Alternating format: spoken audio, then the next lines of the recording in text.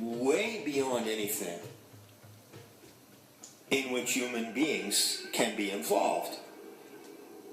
But our correction is also developing in a dimension where human involvement is possible, is desirable from the point of view of Sophia. She calls you to her correction. Now, I have used the term Gaia Sophia in the title of this talk. It's a compound term that I coined a number of years ago, or I should say that I coined a number of years ago, if you can catch that difference. And by coining this term, what did I intend to do? Well, I intended to show that the entire mythological narrative inherited from the mysteries, which centers on this divine goddess figure, Sophia, is perfectly compatible with the modern-day theory of the Gaia hypothesis. And you may have heard about the Gaia hypothesis, or you may not. Go check it out if you haven't. It's a remarkable fact that the Gaia hypothesis was proposed by two people, James Lovelock, a British scientist, and Lynn Margulis, an American evolutionary biologist. I can also say happily that I had the occasion to meet Lynn Margulis, the mother of the Gaia hypothesis, or what is now called Gaia theory. And I talked with her in the United States when my book, Not in His Image, came out in November of 2006. And I also saw her on a number of other occasions, one time in Barcelona, Spain, when she was visiting there and giving a lecture. So I had the pleasure to know Lynn Margulis, just as I had the pleasure to know the most widely known Gnostic scholar, Elaine Pagels.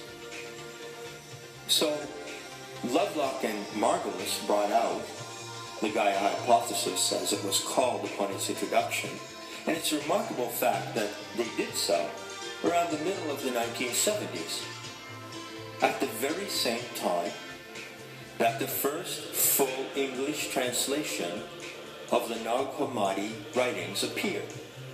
This translation is the NHLE, the Nag Hammadi Library in English, edited by James Robinson.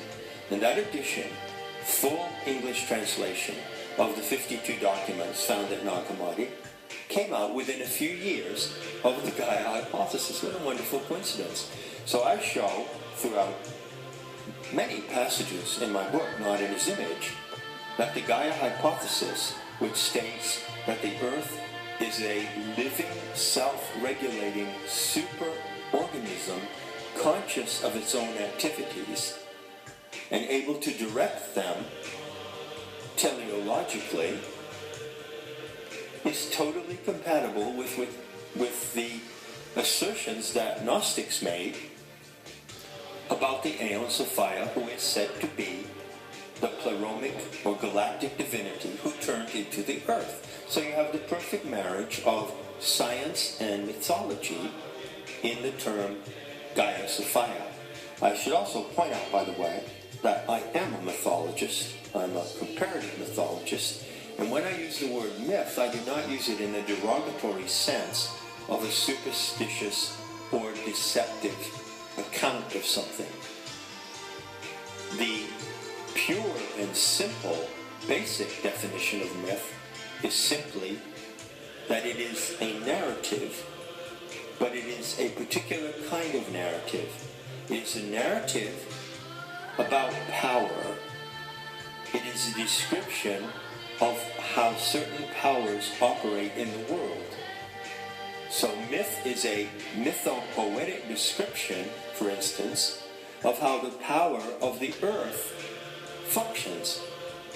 And as such, it is totally compatible with a scientific description, such as you find in the Gaia hypothesis. Now, as I'm wrapping this up, hey, it's 25 minutes here, but this is kind of conversational, so I think I'll just drift along here for a moment. It's really hard to keep it to 20 or 25 minutes, but I'm going to get it down there. It's a discipline for me. It's a challenge. I'm intrigued to see if I can do it.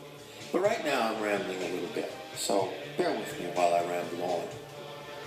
As I told friends and associates at the time in the United States, when Metahistory went online in 2002, and then later